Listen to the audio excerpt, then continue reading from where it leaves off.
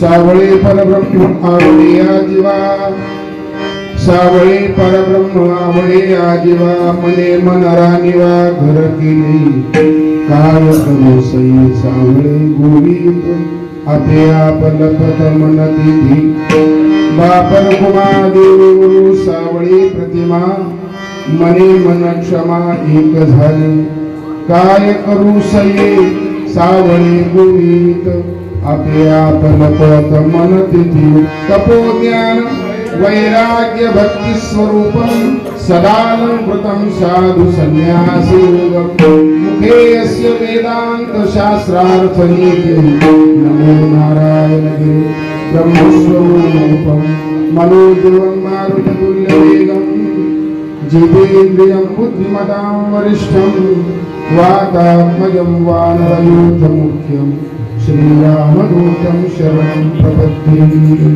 देशिकेन्द्रं गोपामूर्तिं प्रसन्नं भक्तमङ्गलं नवोदयं दानसंजं साईनाथं नमामि ज्ञानेश्वर निवृत्ति उदारा सोपान देवा मुक्ताबाई नमो त्रिभुवन पावनी आद्यत्रय जननी देवाची सावळे परब्रह्म आवळे आजीवा मने मन राणीवा घर केले काय करू सई सावळे गोवित आपे आप लपत मन तिथी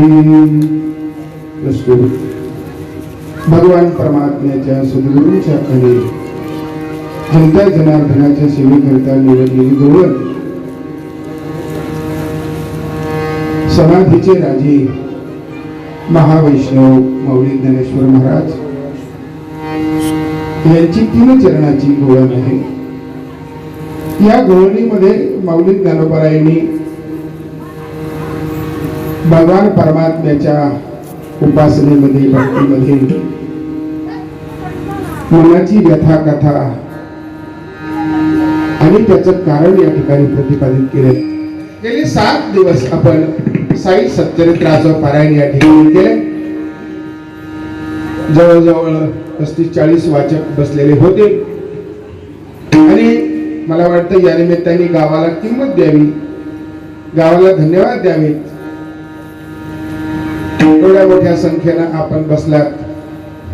काळ हा तसा थोडा खराब आहे. आपल्यावर एक मोठं संकट आलेलं आहे,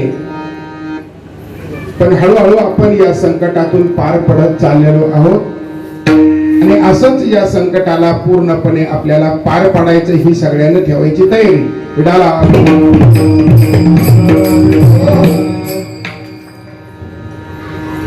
या सृष्टी चक्रामध्ये वेळोवेळी अशा प्रकारचे प्रसंग येतच असतात. इथून मागेही आलेत, इतिहासामध्ये त्याची नोंद आहे. आजचाही प्रसंग अशाच प्रकारचा आहे. जवळजवळ 1 वर्ष झालंय तेव्हापासून या त्रासदीला रोगाला सुरुवात झालेली आहे. 1 वर्ष याच्यामध्ये तुमचं आमचं गेलंय.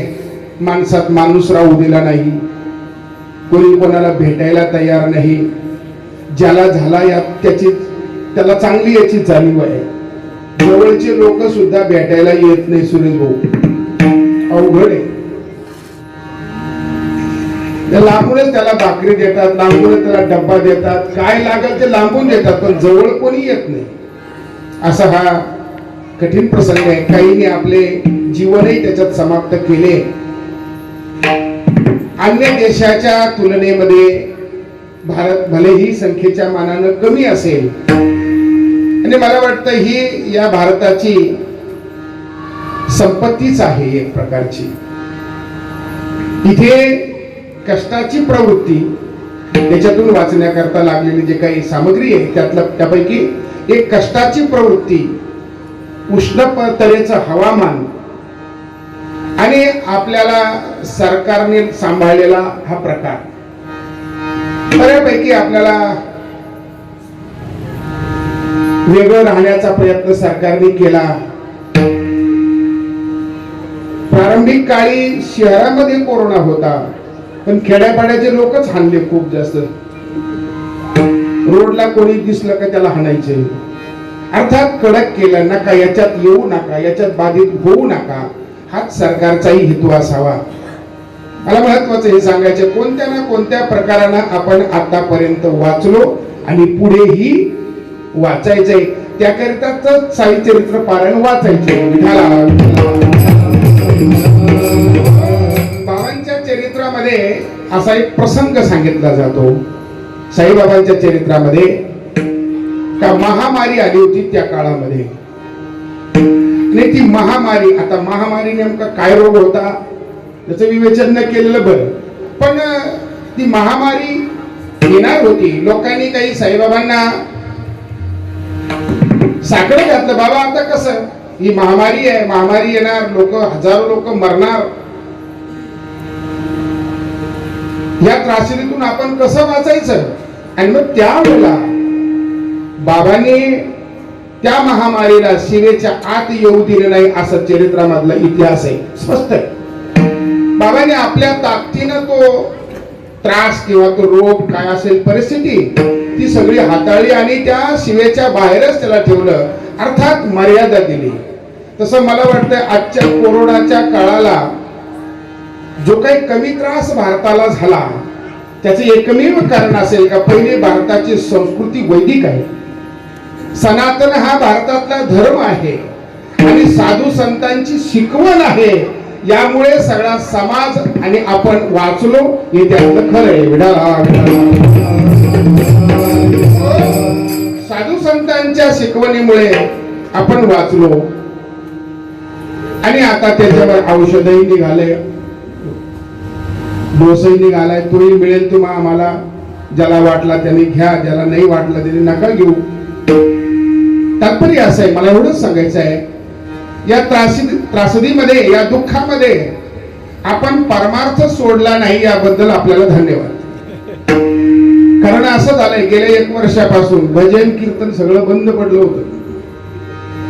ज्याला त्याला भजन करायचं ते आणि आपल्या आपल्या पद्धतीनेच करायचं, घरातच करायचं, घराच्या बाहेर यायचं नाही. पण आमच्या भजनेनी, काही वारकऱ्यांनी, काही धार्मिक लोकांनी वेळोवेळी एकत्र येऊन थोडस अंतर ठेवून पारायण आदी गोष्टी केल्या, त्याबद्दल त्यांना धन्यवाद मिळाला. असाच या प्रकारे दरवर्षीचा आपला हा आनंद घेण्याचा काळ, साई सच्चरित्राचा आनंद घेण्याचा काळ, तो आपण याही वर्षी घेतला. भले त्याच्यामध्ये आपल्याला काही कीर्तन प्रवचन करता नाही आले, भजन आधी काही फार विशेष करता नाही आले, पण आपण आपलं वाचन मात्र केलं. वाचनाचं तप जे आहे ही फार मोठी सेवा आहे, फार मोठं तप आहे. तो एक एक शब्द आपल्या मुखातून जातो आणि ते मुखातून निघालेल्या शब्दामुळे वाणी आपली पवित्र होत असते आणि वाणी पवित्र झाली का मन पवित्र होत असतं आणि मन पवित्र झालं का परमार्थ घडत असतो. वाणी शिवाय मन पवित्र नाही. मन पवित्र करण्याकरताच भगवंताच्या नामस्मरणाचा आग्रह साधू संतांनी केलेला आहे. मन पवित्र केव्हा होतं? ज्यावेळेला आपली वाणी पवित्र असेल, वाणीतून भगवंताचं नाम निघत असेल, वाणीतून आदवा तद्वा गोष्टी बंद झाल्या असतील, वाणीतून नको त्या उच्चारणाचा शब्दाचा त्याग केला असेल, अशा वेळेलाच तुमच्या आमच्या वाणीला पवित्रता येते. आणि म्हणून ती वाणी पवित्र झाल्यानंतर महाराज म्हणतात ती वाणी नामस्मरणाच्या माध्यमातून पवित्र होते. जो वदेया जो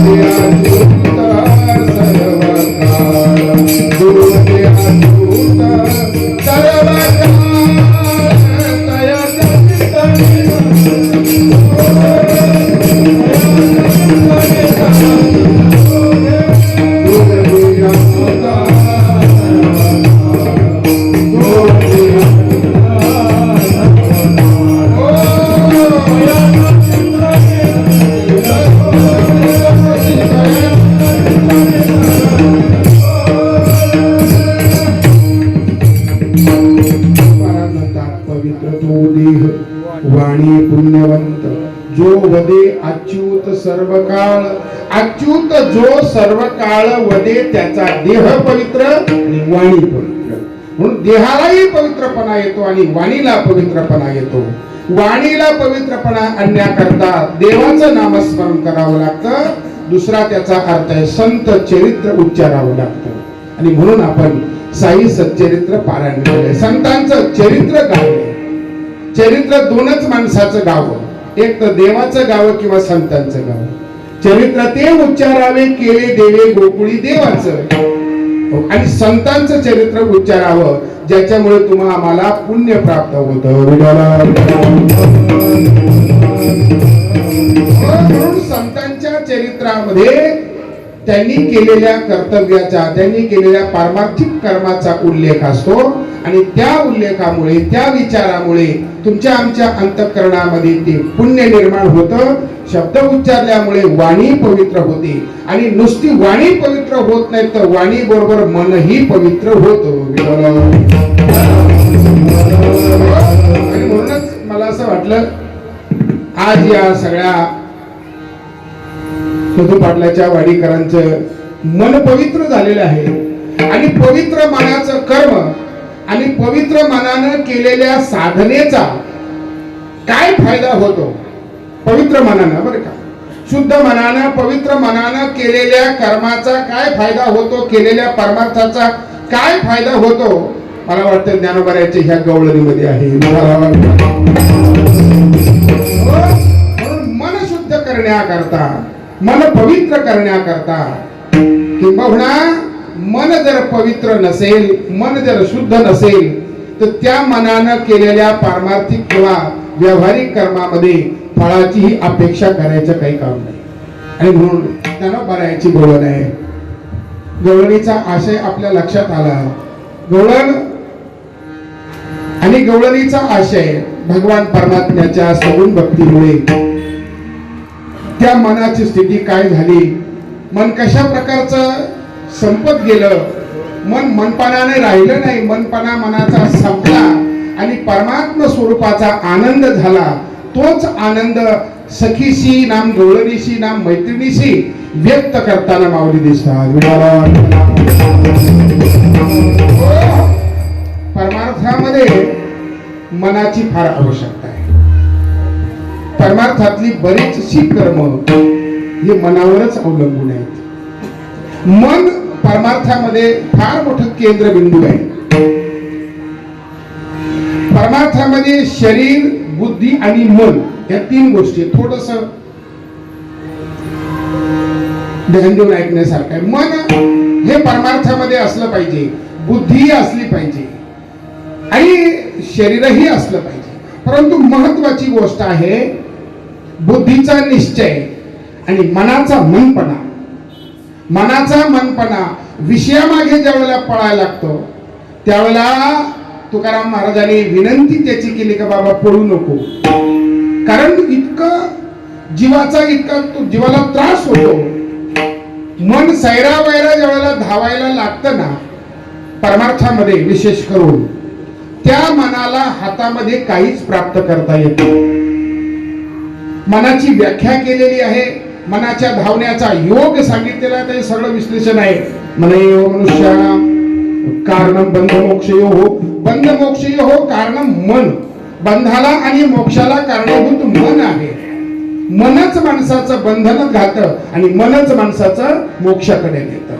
म्हणून जे आसक्त झालेलं मन बंधनाला कारणीभूत होतं आणि मुक्त झालेलं मन सुखाला कारणीभूत होतं.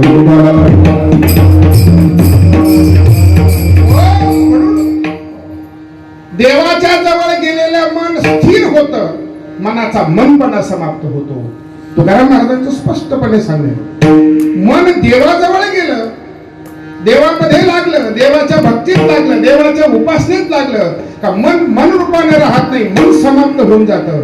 पण मन ज्यावेळेला विषयाकडे येतं त्यावेळेला मनाची द्विधा स्थिती होते आणि त्या जीवाला मन घेऊन पळतं. विठाला महाराज म्हणतात ज्या क्षणी देवाच्या पायावर मन गेलं आता कोठे धावे मन. मन आता कोठे धावे. तिथून ते हल्लं जाणार नाही, तिथून ते बाजूला होणार नाहीये. कारण त्याला शेवटची जागा आता तिथे त्याला पळणं भागणं त्याला काहीही कर्म अशा प्रकारचं नाही, शांत होतं. आणि म्हणून पुन्हा पुन्हा त्याची विनंती करावी, आई करे म्हणा, आई करे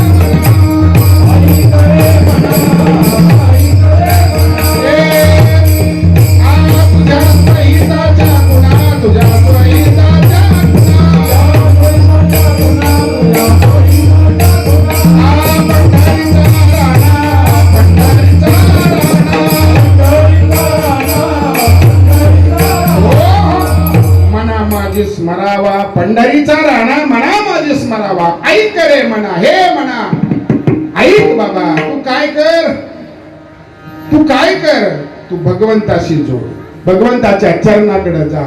इकडं सायरा वायरा पळू नको. तुकाराम महाराज विनंती करतात ना, काय करू, खेटीचा कुंभ काठी कुंड धरणी न पाहे, आधार नाही कोणी मलोभावना माये,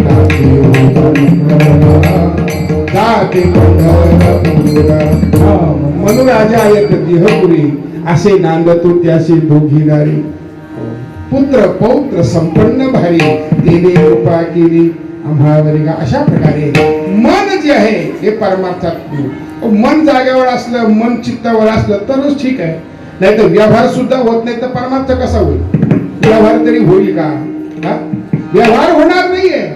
कल्पना करा जरा, आपल्याला कोणी काही काम सांगितलं ना, आपलं त्याच्या काम सांगण्याकडे मन जाग्यावर नसेल, लक्ष नसेल, काम ध्यानात राहते का? राहतच नाही, राहतच नाही. कल्पना करा, आमचे दुकानदार आहे तिथे दादा भाऊ, आणि सामान दिलं, 500 रुपयाचं सामान दिलं, पण टिपायचंच राहिलं, मनात ध्यानात राहिलं, आपण त्याला ध्यानात शब्द वापरतो. ध्यान म्हणजेच मन, चित्तामध्ये राहिलंच नाही, काय होईल? बुडाले. हो, ते मन स्थिर नसेल तर व्यवहार. तुम्हाला गंमत सांगतो, मुंबईचे मित्र होते, ते होते इकडचेच, एक पिंपळवाडीचा एक नापावाडीचा, जसे आमचे संजू भाऊ, आमचे संतोष महाराज. पण ज्यावेळेला दिवाळीचा काळ आला, एक मित्र इकडे यायला निघाला, दुसऱ्या मित्राकडे गेला, म्हणजे चला दिवाळीला. तो म्हटला काय करू, मला यायचं होतं पण सुट्टी काही मला मिळाली नाही, मी येऊ शकत नाही, कंपनीनं सुट्टी दिली नाही, तू जा. तू जातो तर काही हरकत नाही. त्याचं काम होतं सामान बांधायचं चालू. दुसरा येऊन त्याच्याजवळ त्याला सांगतो, बाबा हे बघ, मी माझ्या काही दिवाळीला घरी सामान देण्याकरता घेतलेलं आहे, हे सामान घेऊन जा. तो त्याचा अधिक हे सामान बांधत होता, त्याचं लक्ष सामान बांधण्यावर होतं, आणि हा मात्र त्याच्या संग बोलत होता, तू मम्मीला असं सांग, वडिलांना असं सांग, भावाला हे दे, भावाला असं सांग. त्याच्यानंतर तो टिंबटिंबकडे आला, त्याच्या तिला असं सांग. अशा प्रकारे तो सांगत होता, आणि हा नुसता हाला हा हाला हाच म्हणत होता. नुसतं त्यांनी काही सांगितलं का हा, काही सांगितलं का हा, काही सांगितलं का हा. यांनी बराच विचार केला, मी नुसता हाच म्हणतो, मी जे जे सांगतो तो नुसता हा म्हणतो, का बरं असं, याच्या लक्षात आहे का नाही? मग त्याने खडा टाकून पाहिला, बोलता बोलता खडा टाकून पाहिला. आणि एक काम कर म्हणे, इथे पाण्याची थोडी अडचण येते, आमच्या दारापुढे जो आड आहे, जिंवीर छोटी पाणी पिण्याची, तेवढी येताना घेऊन ये म्हणे. तो म्हटला हा. आता तो हा का म्हटलं बरं? त्याचं ध्यान जागेवर नाही, त्याचं मन जागेवर नाही, मन स्थिर नाही ना. मन स्थिर नसेल तर काहीही उपयोग होत नाही, कर्म कोणतंच व्यवस्थित होत नाही, व्यवहारातलं फळ देत नाही. तर आई पोराला सांगते, पोरग दुसऱ्या संग बोलत राहतो, आई त्याला काही काम सांगत असते, मग पोरगा त्या दुसऱ्या मुलासंग बोलत असतं. आई म्हणते, ऐकलं का, ऐकलं का, ध्यानात आहे का, मी काय सांगते ऐकलं का, मी काय, हे बघ लक्ष दे, हे बघ लक्ष दे, ध्यान देऊ नाही. हे सारखं सारखं म्हणण्याचं कारण असं आहे, त्याला त्याच्या मनामध्ये पक्क बसवायचं, तुला हे काम करायचं आहे, तुला यामका आणायचं आहे, हे आईला सांगायचं आहे. त्याच्या मनात बसून देण्याकरता आई पुन्हा पुन्हा खडा टाकते, हे बघ लक्ष दे, हे बघ लक्ष दे. आणि तुझं लक्ष कुठे आहे? याचा अर्थ असा आहे, जोपर्यंत आपल्याला एखादी गोष्ट प्राप्त करायची आहे तोपर्यंत त्या गोष्टीपासून मन बाजूला जाता कामा नाही, त्याला भक्ती घडत नाही. मन जागेवर नसेल तर भक्ती शून्य, मन जागेवर नसेल तर उपासना शून्य, मन जागेवर नसेल तर परमार्थ शून्य, मन जागेवर नसेल तर व्यवहारही शून्य होतो, काही राहत नाही. तात्पर्य जीवनामध्ये मन आपल्या जागेवर असणं गरजेचं आहे. ज्ञानोबा म्हणतात मग आता मनाला काय करावं. पुढे 2 साध्य थोडस ध्यान देऊन ऐकण्यासारखं. मनाला तिथे लावण्याकरता 2 साध्य आहेत. एक सगुण आहे, एक निर्गुण आहे. आपल्या देवाचे किती रूप आहे. ज्ञानोबा म्हणतात का तुला काय म्हणावं. तुझं सगुण म्हणू की निर्गुण रे. सगुण निर्गुण एक गोविंद रे. एक सगुण स्वरूप आहे आणि एक निर्गुण स्वरूप आहे. मग मनाला नेमकं कुठं लावायचं. सगुणामध्ये लावायचं का निर्गुणामध्ये लावायचं. आता अवघड कोणतं आहे. दोन्हीपैकी एका वाक्यामध्ये निर्गुणात मन लावणं अति अवघड, सगुणात मन लावणं सोपं. त्यातल्या त्यात सगुणात मन लावता येईल, निर्गुणात मन लावणं चालणारच नाही. व्यवहारामध्ये आपण म्हणतो ना म्हैस बाजारात आणि भांडण घरात.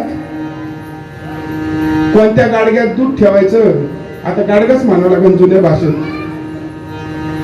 बायकोला सांगायची ह्या गाडग्यात मी दूध ठेवीन, ह्या गाडग्यात दही ठेवीन, ह्या गाडग्यात लोणी ठेवीन. म्हैस कुठे आहे. म्हैस बाजारात आणि भांडण घरात. अशा प्रकारची परिस्थिती होती. मन जर जाग्यावर नसेल, मन पहिलं स्थिर पाहिजे. मग त्यापैकी जे मनाला आता सगुणाच्या ठिकाणी लावणं सोपं आहे. ज्ञानोबरायाची ओळी अशी आहे. वांझेची आली का त्यांची जन्मपत्रिका का नवीन नवीन. ज्ञानोबराय म्हणतात वंध्या पुत्राची पत्रिका असते का. तिच्या लग्नाला संजू ओळखपत्रिका दिली, शंभू ओळखपत्रिका दिली, शेजाऱ्या पाजाऱ्याला सगळ्याला दिला, अगदी कोपऱ्यापर्यंत देऊन टाकलं.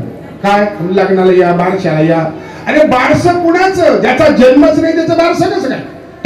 त्याचं बारसही नाही, बारसं नाही म्हणून तेरसही नाही, तेरसं नाही म्हणून काहीच नाही. लक्षात घ्या वंध्यापुत्र हे नाहीच आहे.